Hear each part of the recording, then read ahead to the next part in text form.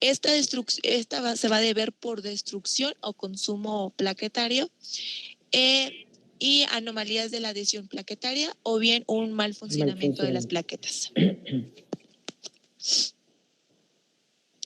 Bueno, así como también tenemos a las causas, como lo que son las enfermedades infecciosas o virales, que en esta abarca la pseudomonas, el meningococo, paludismo, rubiola, variola, entre otros.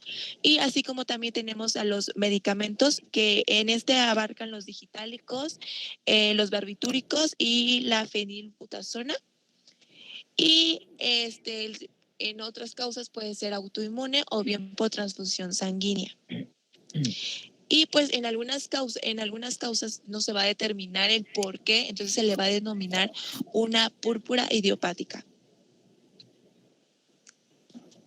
Bueno, por otro lado tenemos la clasificación, que va a ser de acuerdo con el tamaño de las lesiones y con su forma. Entre estas tenemos a las petequias, a la púrpura macular, la equimosis, púrpura palpable, púrpura retiforme sin inflamación y por último tenemos a la púrpura retiforme con inflamación. Bueno, voy a empezar a hablar acerca de las petequias. Estas van a ser lesiones purpúricas con menos de 4 milímetros de diámetro. Estas se van a deber por la disminución del número de plaquetas y por el aumento de la presión intravascular. También se puede deber por deficiencias vitamínicas o por consecuencia de alguna inflamación vascular leve de los vasos sanguíneos. Bueno, la más común y de las más importantes va a ser por trombocitopenia, por una disminución del número de plaquetas, que pues también puede deberse por medicamentos que se van a presentar por recuentos plaquetarios menores a 20,000. Y pues entre ellas está la púrpura trombocitopénica idiopática, púrpura trombocitopénica trombótica por coagulación intravascular diseminada, infiltración, fibrosis e insuficiencia de médula ósea. Por otro lado tenemos a la función anormal de las plaquetas, que va a ser por defectos funcionales plaquetarios que pueden ser congénitos o hereditarios. Esta se puede deber también por una trombocitosis secundaria a enfermedades mieloproliferativas o bien por defectos funcionales adquiridos por ingestión del consumo de aires. Y por otro lado, tenemos a las causas no plaquetarias, que puede ser por un aumento súbito de la presión intravascular, como excesos de tos, maniobra de Valsalva, vómito, entre otras. También tenemos que puede deberse por traumatismos, por deficiencia de vitamina C y procesos inflamatorios mínimos. Bueno, entonces miren, aquí pasa tantito la anterior. Entonces, aquí miren, de estas, dos por lo menos tienen que ver con medicamentos, que sería el tema que ahorita más nos atañe, ¿no? Entonces, por eso hay que estar preguntando siempre qué medicamentos toman los pacientes, ¿sí? Porque de ahí pueden ser muchos, los desinflamatorios, los analgésicos, o sea, son a veces de los que están en primer lugar. En los pacientes mayores también, que son así multifarmacia, tenemos que hacer toda una lista para ver los barbitúricos que ya mencionaban, etcétera, ¿no? Entonces, aquí, de acuerdo a lo que ustedes vean, pues vamos a ver si es necesario primero determinar si tiene alteración de las plaquetas, ¿no? Por eso, bueno, pedimos con una biometría completa y nos van a decir el número de plaquetas y mencionan también en la biometría las características que tienen esas plaquetas, ¿no? Y lo que son, por ejemplo, las causas no plaquetarias, que a veces es muy frecuente, sobre todo en pacientes que tienen la piel muy clara, si hay cierta fragilidad, y por eso a veces cuando tosen o hacen algún esfuerzo o cargan una mochila y les queda marcado, ¿no? Y se le forman así, estas petequias así pequeñitas en el sitio del traumatismo, pero esa, podemos decir, bueno, pues no es de que tenga alguna alteración en las plaquetas. Uh-huh.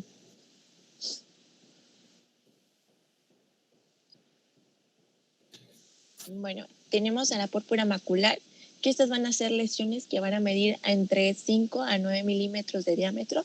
Se van a presentar en casos de púrpura hipergamaglobulinémica, de Waldenström.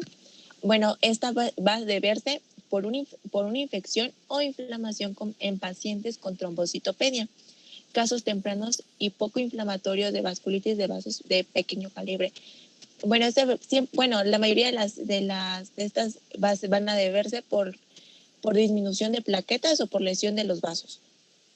Bueno, por otro lado tenemos a la equimosis, que van a ser lesiones purpúricas mayores a 1 centímetro de diámetro. Se van a manifestar por problemas de coagulación, fragilidad vascular o bien traumatismos. Esta fragilidad vascular va a ser consecuencia por el daño actínico de uso de esteroides tópicos o sistémicos, deficiencia de vitamina C, amiloidosis sistémica o síndrome de Ehlers-Danlos. Bueno, también puede deberse, los problemas más comunes de la equimosis va a ser por coagulación, por el uso de anticoagulantes orales, insuficiencia hepática, por deficiencia de vitamina K y pues algunos casos por casos de coagulación diseminada. Bueno, entonces esto lo vemos, ya son las características de todo esto, pues ya saben que no desaparecen a la digitopresión, así como que entra tanto las petequias, las púrpuras, la equimosis.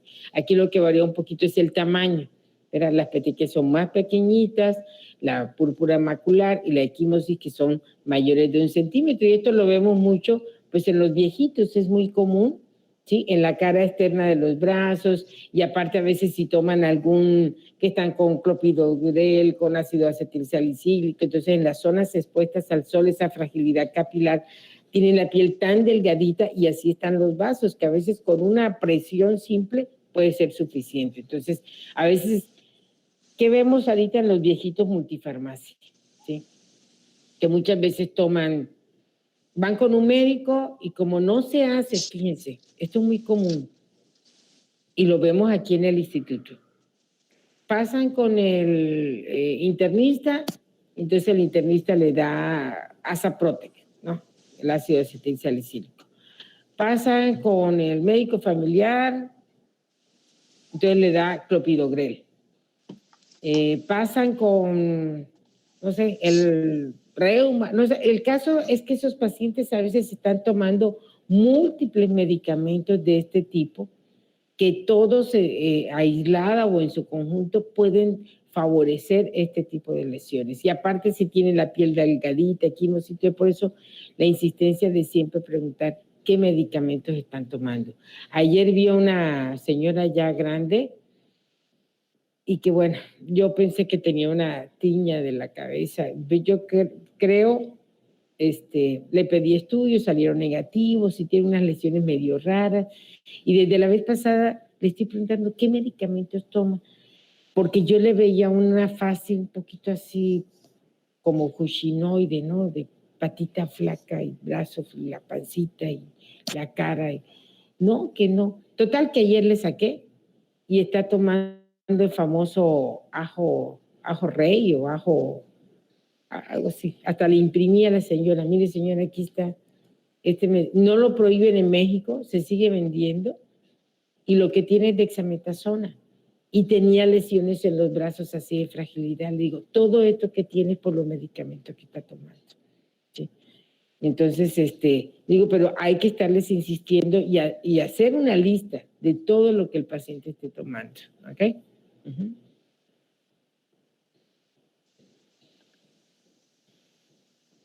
Bueno, por otro lado tenemos a la púrpura palpable. Esta no siempre va a obedecer a procesos inmunitarios de vasculitis, va a ser una manifestación de inflamación vascular que se va a presentar con un eritema. Las causas más comunes se pueden deber a vasculitis leucociclástica, por inmunocomplejo secundaria a medicamentos, por neoplasias, enfermedades del suero, infecciones por estreptococos, en especial del grupo hemolítico beta del grupo A, hepatitis virales, púrpura de Notch. Ok. Crioglobulinemia, enfermedades de tejido conjuntivo, que aquí pueden entrar las artritis reumatoides y por lupus eritematoso sistémico. Pero también pueden haber casos de púrpura palpable, bueno, como ya les mencionaba, que no siempre se van a deber a vasculitis. Bueno, aquí, por ejemplo, es lo que veo. Esto es de lo que generalmente las vasculitis leucocitoclásticas por medicamento a veces son de las más frecuentes. Pero no solamente se hace el diagnóstico, el paciente tiene una púrpura palpable, sino que de ahí nos abre un abanico así de posibilidades diagnósticas. Entonces tenemos que hacer una muy buena historia clínica para ver si ese paciente, si es un paciente joven, a lo mejor puede ser que sean infecciones por estreptococo, que es lo más frecuente, buscar hepatitis, la púrpura de Henoch-Schönlein, que también es en los niños principalmente, si se presenta cuando se expone al frío, si ha bajado de peso, que nos orienta alguna neoplasia, o sea, es un abanico de posibilidades. Entonces, eso nosotros en la historia clínica tenemos que ir captando y ver haciendo también las líneas del tiempo de los medicamentos que está tomando el paciente, ¿no?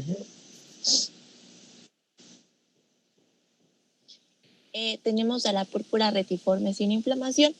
Esta se va a presentar como lesiones purpúricas en un patrón reticulado o en forma de red. En algunas ocasiones estas no se van a conectar ahora sí que formando la red, pero van a aparecer como piezas que van a ir formando como un rompecabezas, o sea, tienen que ir, digamos que unidas, ¿no? Bueno, esta se puede deber por una oclusión, por un trombo plaquetario microvascular, por oclusión a eritrocitos o reticulocitos, o oclusión por microorganismos, por alteraciones de la coagulación, por coagulopatía vascular, aglutinación por frío, embolización o depósitos de cristales, y por último por misceláneos.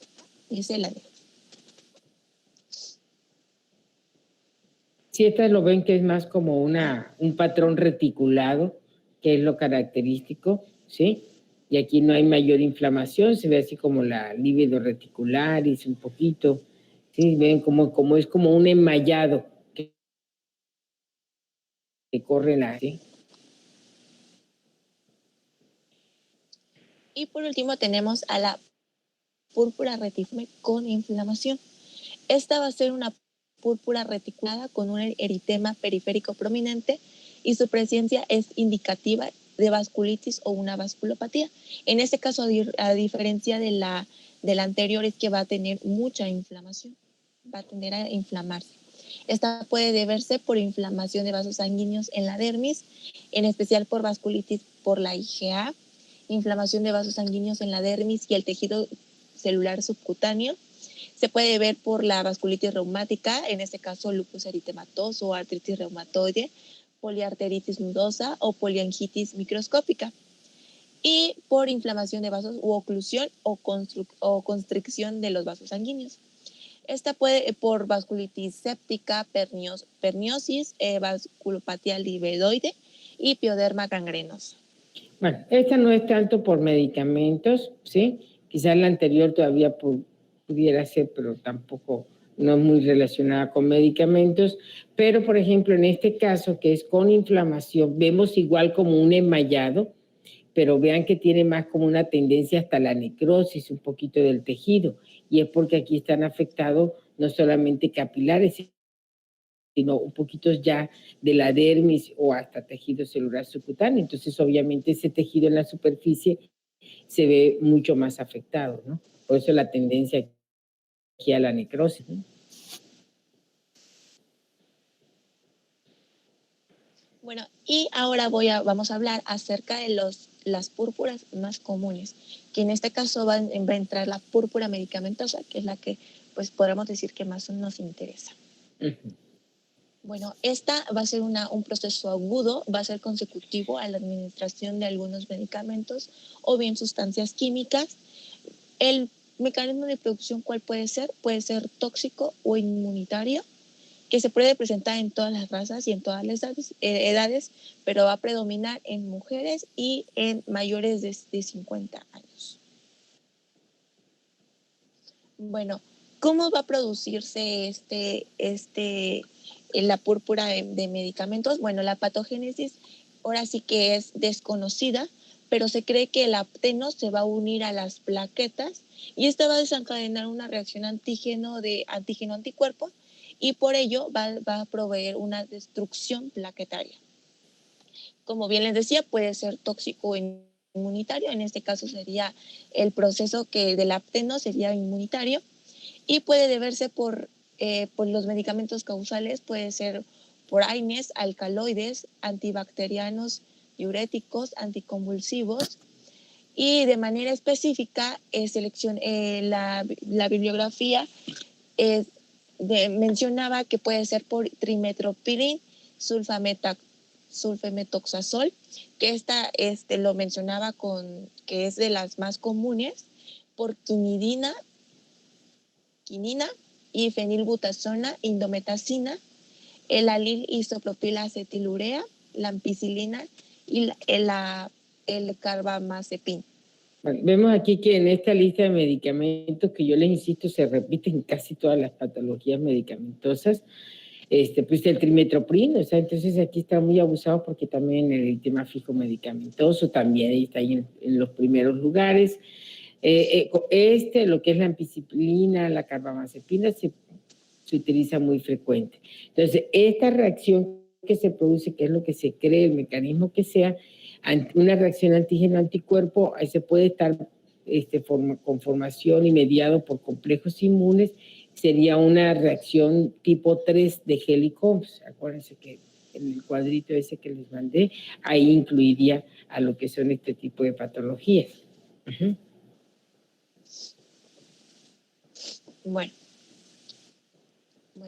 la púrpura puede ser ya sea una por hipomegacariocítica o amegacariocítica, se puede, por destrucción inmunitaria de plaquetas, que estas van a venir interrelacionadas, que bien se pueden deber por la quinina, sulfaminas, por penicilina, por el ácido acetilsalicílico y el fenobarbital, o bien por una normomegacariocítica o hipermegariocítica, que se pueden deber por estrógenos, alcohol, el benzol, el clorafenicol y las radiaciones ionizantes, entre otros.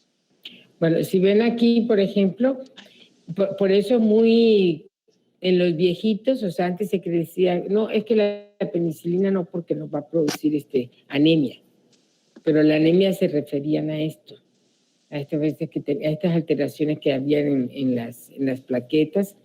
Y vean, el benzol, por ejemplo, no es así como un medicamento, a veces puede ser como que viene como igual como conservador, como, ¿cómo le llaman? Los vehículos, etcétera, que vienen los medicamentos. Entonces a veces tenemos que estar muy atentos, no solamente a lo que es la sal, sino también al vehículo del medicamento. Hay pacientes que dicen, por ejemplo, no, fíjese que yo tomo tal medicamento, pero si me lo tomo en tabletas, no me hace ningún daño. Pero si me lo inyecta, no, hombre, ahí sí. O viceversa. ¿No? Eso lo van a escuchar ustedes y puede ser, ¿por qué? Porque los vehículos de una u otra presentación sean diferentes. Entonces, cuando un paciente les diga, no es que, por ejemplo, a mí si me lo inyectan no me hace daño, pero si tomo la tableta, sí, me pongo muy mal. No es una reacción probablemente a la sal del medicamento, sino al vehículo, ¿sí? Y dentro de eso está ese benzol y demás. ¿Okay? ¿Cómo va a tender a aparecerse? Bueno, va a ser una aparición de manera súbita, con sensación de calor y escalofríos. Es una dermatosis generalizada. Puede estar constituida por petequias, pápulas, placas eritoescamosas y ampollas. Y se va a presentar especialmente en la mucosa oral, que van a tener una tendencia hemorrágica. Pero también pueden haber presencias de hemorragias del tubo digestivo y de las vías urinarias. Los datos de la biopsia van a ser inespecíficos, se van a observar una extravasación de eritrocitos y signos de vasculitis linfocítica o leucocitoclásica. Y pues por los datos de laboratorio, puede haber presencia de trombocitopenias, megacariocitosis y por anemia por deficiencia de hierro.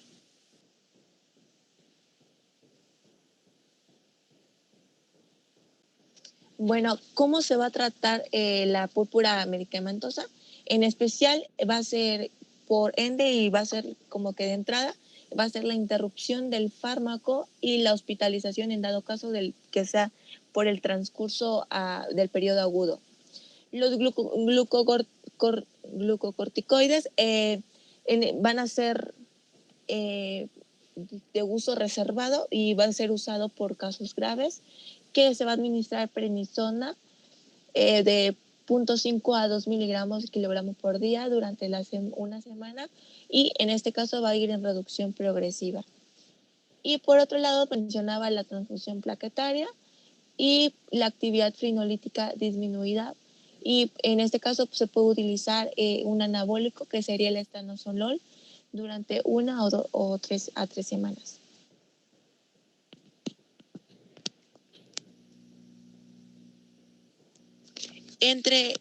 Otra de las dermatosis más comunes de la púrpura es la purpúrica pigmentada, que va a ser una dermatosis de evolución benigna y crónica. Se va a presentar en va a ser constituida por petequias y especialmente con una pigmentación café. Su aspecto clínico va a ser muy variado. No se va a deber a trastornos hematológicos ni por insuficiencia venosa, y va a ser a causa de una capilaritis de una causa desconocida. Esta va a ser rara, va a predominar en jóvenes o en adultos entre los 40 y los 60 años de edad, y con predominio en los varones. Bueno, del anterior, o sea, acuérdense, no todas las medicamentosas a veces van a ser así tan severas. Este es así como que el ejemplo de lo más clásico. Hay otras, como ya se había mencionado anteriormente, que se quedan solamente en extremidades inferiores y no tienen alteraciones hematológicas. Los tratamientos en los casos graves, pues los esteroides, el paciente tiene que estar en reposo, también es importante, y vigilar, sobre todo, por ejemplo, que no haya sangrado a otros niveles, vigilar la función renal, a veces el paciente tiene sangrado en otro sitio. De las púrpuras pigmentarias son muy frecuentes, los pacientes a veces se espantan, en jóvenes es muy raro.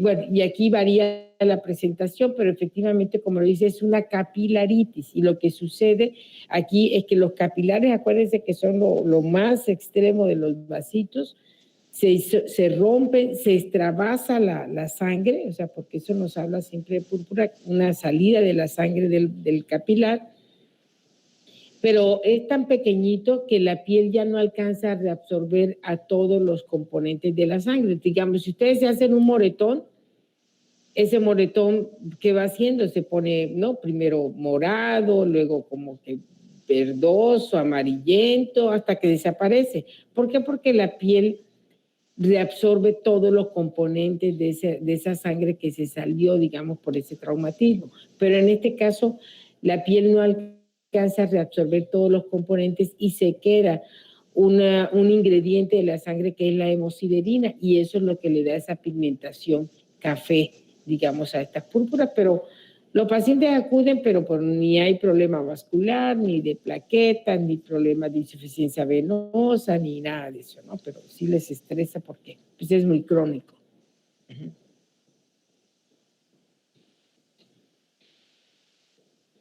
Bueno, esta va a deberse por una hipersensibilidad causada por antígenos desconocidos que van a postularse por una alteración de la reactividad celular y por depósitos de inmunocomplejos con inmunoglobulinas en vasos capilares. Aquí sería el predominio de bacterias, y pues puede representar una reacción inmunitaria mediada por las citocinas, que va a depender de una hipersensibilidad tardía. Bueno, ahora sí que es una capilaritis con un incremento de la permeabilidad, como ya mencionaba la doctora, y por la fragilidad de los vasos, y pues, pero no va a haber insuficiencia venosa ni alteraciones inmunitarias. Los infiltrados dérmicos van a estar constituidos por linfocitos CD4, CD1A y células dendríticas y monocitos. En la clasificación hay 4 variedades. son dermatitis pigmentadas progresivas de Chamber, púrpura anular telangiectoide, dermatitis liquenoide purpúrica, la púrpura eczematoide de Doukas. Bueno, estas variedades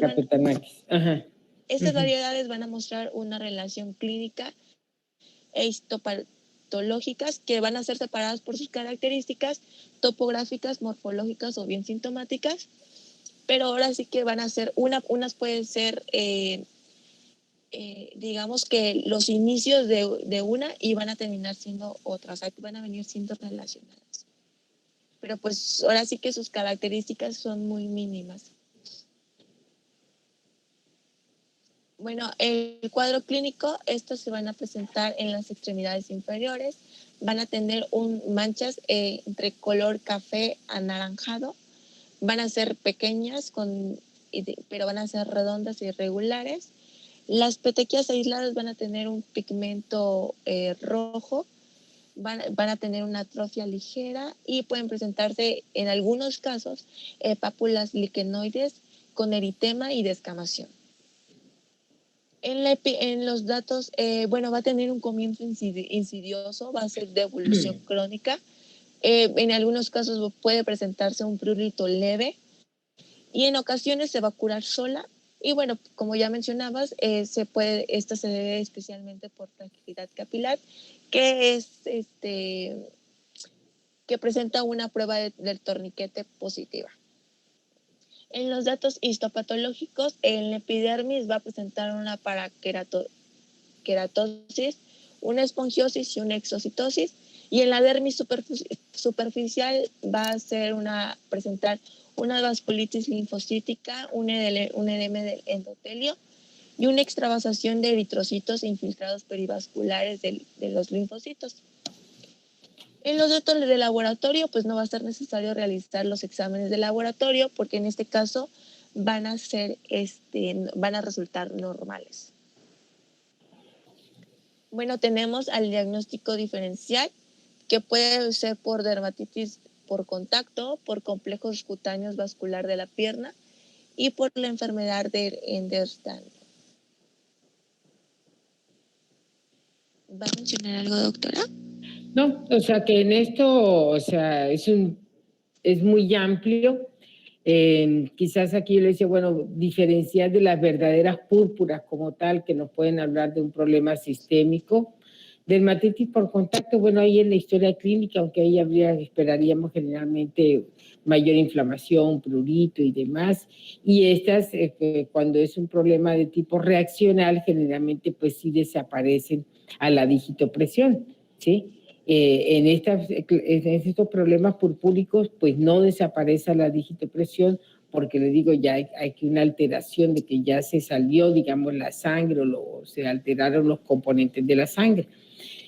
En el complejo cutáneo vascular, pues se puede acompañar un poquito, aunque no es la causa de y la enfermedad de Ehlers-Danlos, que bueno, el síndrome de Ehlers-Danlos es que, bueno, tienen una hiperelasticidad de esos pacientes, pero también tienen mucha fragilidad capilar. Entonces, en las extremidades, en los sitios de traumatismo, se forman estos hematomas, equimosis y demás, y es lo que hay que diferenciar, pero eso generalmente ya se conoce desde la infancia, ¿no? Las características son estos niños que se pueden así doblar los dedos así para todos lados, pues síndrome de Ehlers-Danlos. Bueno, el tratamiento se recomiendan medias elásticas, un reposo relativo y ejercicios para los músculos de las piernas, el uso de emolientes, los histamínicos y el ácido acetilsalicílico, que pues son, ahora sí que son sintomáticos, al igual que los glucocorticoides tópicos. Se puede administrar en algunos casos la pentoxifilina, 400 miligramos de 2 a 3 veces al día, la grisofulvina de 500 a 1 gramo al día y también por tratamiento por soralenos más luz ultravioleta. Bueno, yo realmente le doy pentoxifilina si veo que ese paciente tiene alguna otra característica de insuficiencia venosa o que le pudiera ayudar a algo. La pentoxifilina porque tiene también un efecto desinflamatorio, ¿sí? Grisofulvina, no, de plano no es algo que yo les ofrezca, y puba, pues es muy difícil tenerlo. Y general, en muchos casos con el tiempo se van autolimitando estas púrpuras pigmentarias. Y por otra de las farmacodemias tenemos el eritema nudoso, o bien ahora sí que llamado como una dermatitis contusiforme. Bueno, este eritema nudoso va a ser un síndrome de hipersensibilidad. Va a ser una de las paniculitis más frecuentes. Va a presentarse por nudosidades etematosas, calientes y dolorosas. Van a predominar las regiones extensoras de las extremidades inferiores, lo que son las rodillas, los tobillos, el dorso del pie. Y se dice que esta se puede deber por el riego, pues los factores pueden deberse por el riego sanguíneo, los efectos gravitacionales sobre el sistema venoso y el tipo del sistema linfático. Esta va a ser una evolución aguda, tiende a ser recurrente, y su frecuencia va a variar de los factores raciales, geográficos o causales. Esta va a presentarse en cualquier edad, va a predominar en mujeres entre la segunda y cuarta décadas de vida. Y va a tener también un predominio en la lepra, que se va a presentar entre los 50 y el 60% de los pacientes lepromatosos. Bueno, ¿alguien me pudiera decir o describir qué son las nudosidades? O sea, ¿qué es la característica clínica de lo que vamos a ver? Porque es la lesión elemental, digamos, de esta patología.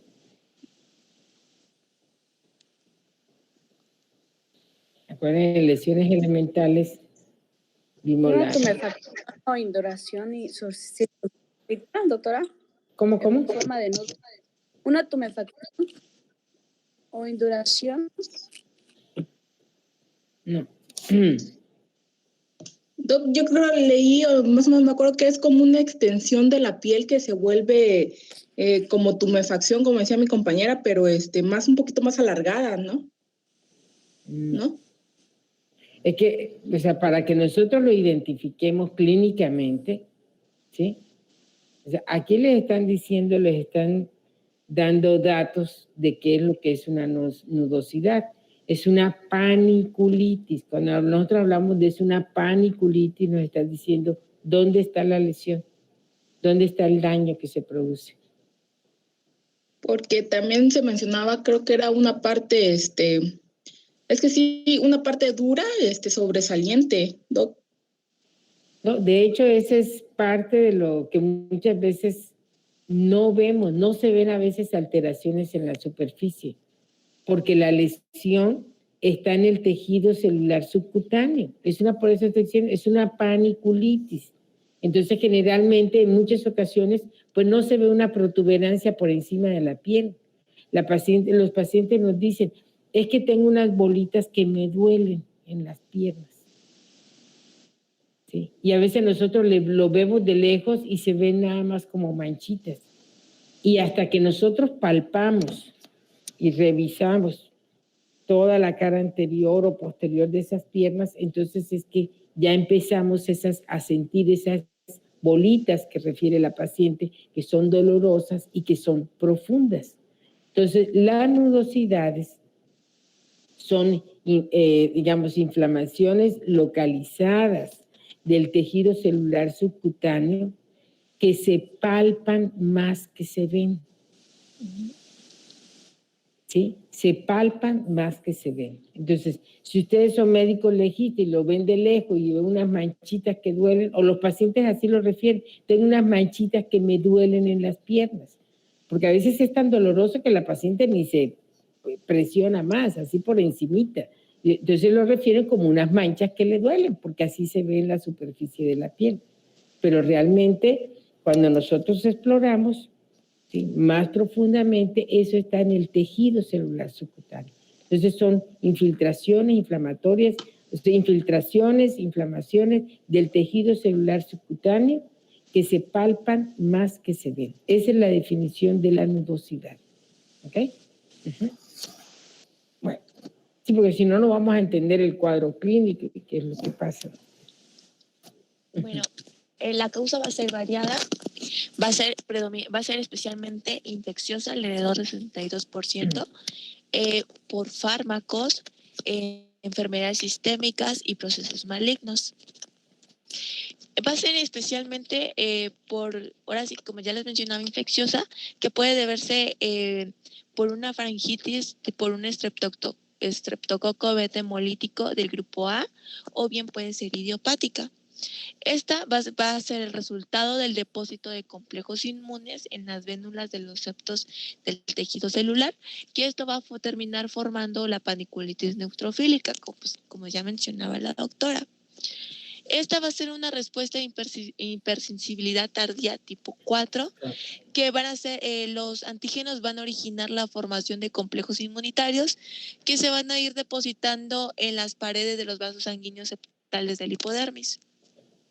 Las causas más comunes en los adultos va a ser de un origen idiopático, por medicamentos, entre ellos están los anticonceptivos orales, la sulfapenicilina, por infecciones, de que va a ser el predominante acá, el estreptococo beta hemolítico, por el Microbacterium tuberculosis, por Yersinia, en este caso va a predominar en los niños, por embarazo, que esta va a generar una hipersensibilidad ante la progesterona y los estrógenos, y por enfermedades sistémicas, entre ellos está el linfoma de Hodgkin, enfermedades inflamatorias intestinales, la sarcoidosis, enfermedades virales o por micosis, procesos micóticos. O sea, y vuelvo a lo mismo.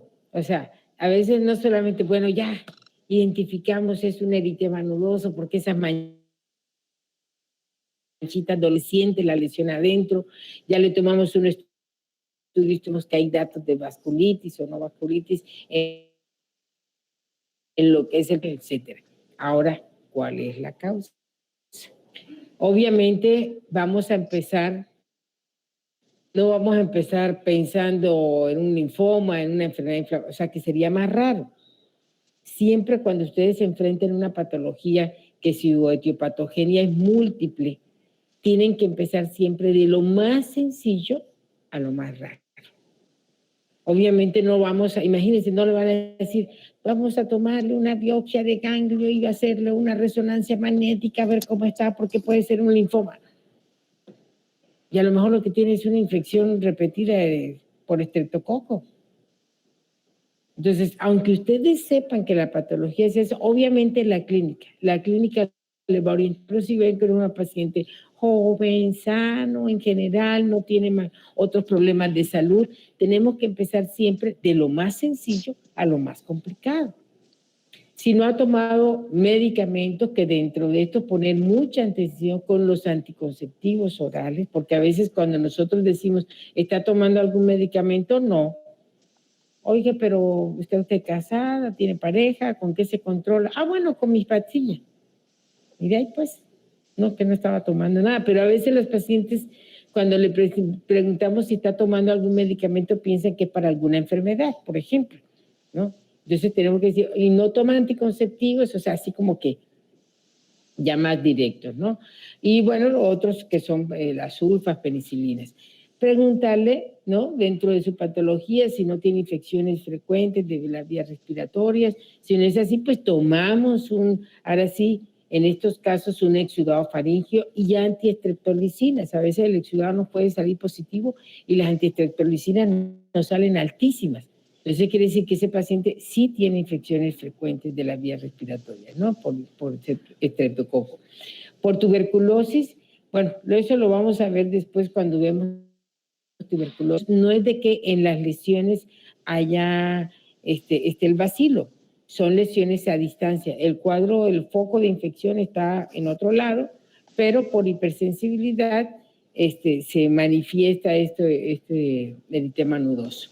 Y le digo, en el embarazo, imagínense, o sea, hay pacientes, ¿y por qué en el embarazo? Y pues nada más asintomático y cuando pase el embarazo, pues se le va a quitar. Así de sencillo. Y ya lo más raro, ¿no? Pensar en linfoma o algo, pero eso en la historia clínica nos va a decir si no tiene pérdida de peso, adenopatías, o sea, todo lo que pudiera ocasionar estas patologías, ¿no? Entonces, la historia clínica, yo siempre les insisto en eso. Bueno, el cuadro clínico. Algunos autores lo describen como nódulos inflamatorios de aparición súbita o bien nudosidades entre 1 a 5 centímetros de diámetro.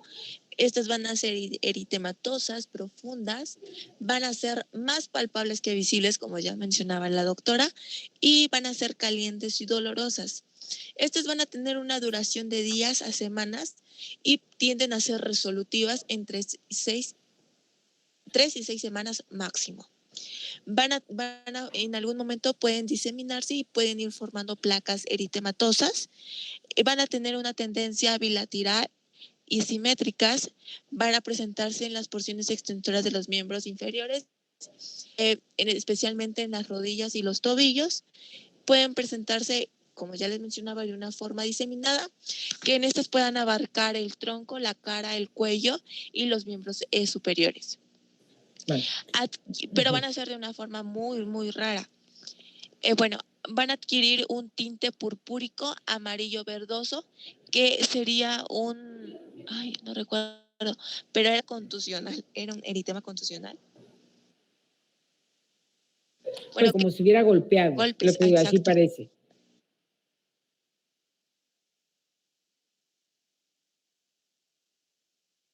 Así parece. Cutáneas, que serían los síntomas generales.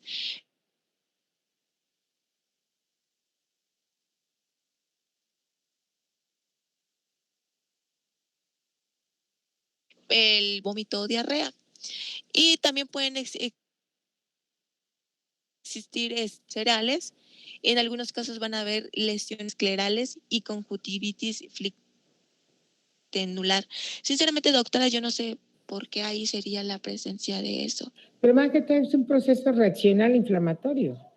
¿Sí? Entonces, que puede manifestarse en otros niveles. Es como muchas de las reacciones que nos dan fiebre, ataque al estado general, pues esa inyección conjuntival, digamos, que puede haber por esa, es una afección sistémica, pues realmente, ¿no? Bien. Bueno, y tenemos por último el eritema lepra, que estas lesiones, ahora sí como diferencial, van a ser más extensas, van a afectar, en este caso, sí afecta el tronco, la cara, extremidades inferiores, extremidades, las superiores, van a ser más inflamatorias y van a ser recidivantes. En México, el eritema nudoso extenso y en repetición va a ser lepra. Sobre todo si sube arriba de la cintura. El eritema nudoso por medicamento, por estreptococo, por anticonceptivos, etcétera, generalmente lo vemos en extremidades inferiores. Pero un eritema que aparezca de la cintura hacia arriba, lepra hasta que no se demuestre lo contrario.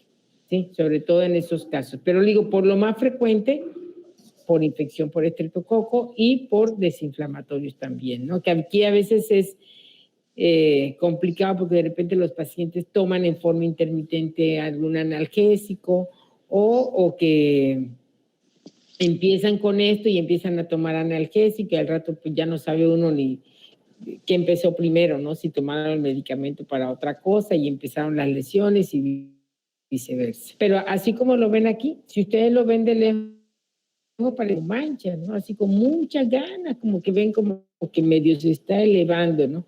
Pero se ven así, los pacientes lo refieren, manchas que les duelen en las piernas. A la hora que palpan, van a palpar así, la cara anterior de las piernas la van a agarrar así, a los lados así de la tibia, ¿sí? Para que nosotros vayamos en forma profunda detectando este tipo de lesiones. Y hay veces que los pacientes toleran ni que se les toque, son muy dolorosas. Bueno, tenemos el diagnóstico diferencial, el indurado de Bacin, las tromboflebitis, enfermedad de Weber-Christian, vasculitis cutáneas, el granuloma anular subcutáneo y la poliarteritis nudosa. Bueno, el eritema indurado de Bazán, que ese sería variedad Hodgkinson, porque es que se ulcera, es un nódulo que se ulcera, y eso se ve sobre todo en pacientes precisamente con tuberculosis a otros niveles. Generalmente estas lesiones no se ulceran, remiten, a veces con o sin tratamiento, aparece por brotes, pero no se ulcera. La poliarteritis nodosa, que eso es pues otra de las lesiones de la vasculitis, digamos, de tejido celular subcutáneo, que igual se puede manifestar en esa forma, aunque ahí cursan con otras manifestaciones más. Pues las tromboflebitis, pero generalmente pues esas siguen algún trayecto, etcétera. Las vasculitis que ya vimos, pero digo, ninguna son así tan profundas. El granuloma anular subcutáneo, que sería muy raro, es una enfermedad que ni se conoce a veces cuál es la causa, pero siempre vamos a sentir esa forma anular, ¿no? Y la enfermedad de Weber-Christian, pues es muy raro, es una genodermatosis, cursan con otras alteraciones a nivel hematológico, etcétera, ¿no? Okay. Bueno, los datos de laboratorio, esta va a ser dependiendo su causa. Se puede un exudado faríngeo, que sería especialmente porque pues, la mayor causa es por una infección por el estreptococo, una radiografía de tórax, una prueba de embarazo, cultivo de heces y pruebas serológicas en el caso de Yersinia en los niños. También se puede la citometría hemática, alimentación eritrocitaria y los títulos de antiestreptolicina o un examen general de orina. El tratamiento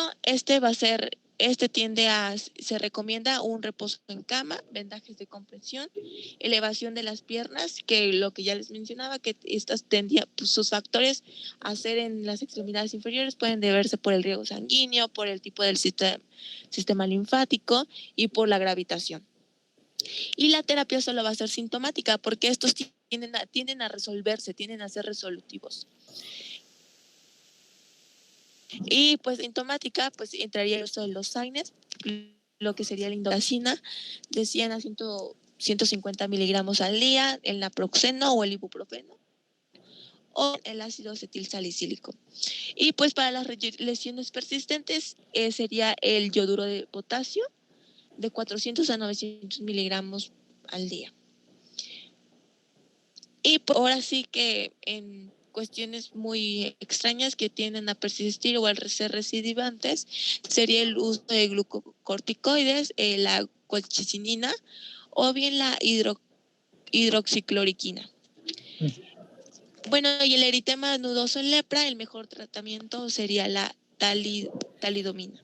Entonces, en general, ver la historia clínica, aquí sí tenemos que pedir estudios, vemos que no son tan complicados de inicio, para ver cuál pudiera ser la causa de acuerdo a lo más frecuente: exudado faríngeo, general de orina, antiestreptolicina, biometría hemática, y ahí vamos pidiendo pues lo demás, ¿no? Pero son estudios para buscar procesos generalmente infecciosos y bueno, y la prueba de embarazo. Pueden remitir, pueden recidivar también. Hay pacientes que con o sin tratamiento se les quita y pueden recidivar. Pero claro, ahí por ejemplo, si es una infección crónica recidivante de faringe, pues se va a estar repitiendo, ¿no? Los medicamentos antiinflamatorios, y en casos, yo por ejemplo en los casos a veces así muy persistentes y que los estudia uno y no les encuentra la causa, pues lo que manejo más sobre todo es la colchicina y la hidroxicloroquina. Y vamos a ver cuando veamos lepra, que el eritema nudoso en lepra es una reacción leprosa, no es una manifestación como tal de la enfermedad, es una reacción leprosa. ¿Ok? Entonces por eso pues ahí está la lidomida la que se utiliza. Bueno, y pues el eritema nudoso, pues ya les he mencionado que va a tender a una remisión espontánea entre 3 a 4 semanas. Los casos graves pueden durar hasta 6 semanas y pues las recidivas en este caso son raras y pues van a ir dependiendo de la causa. Ok. Bueno, eso sería todo por mi parte. Bueno. Bueno, entonces, pues a ver si mañana prurigo actínico es un tema pues bastante cortito, a ver si podemos empezar a lo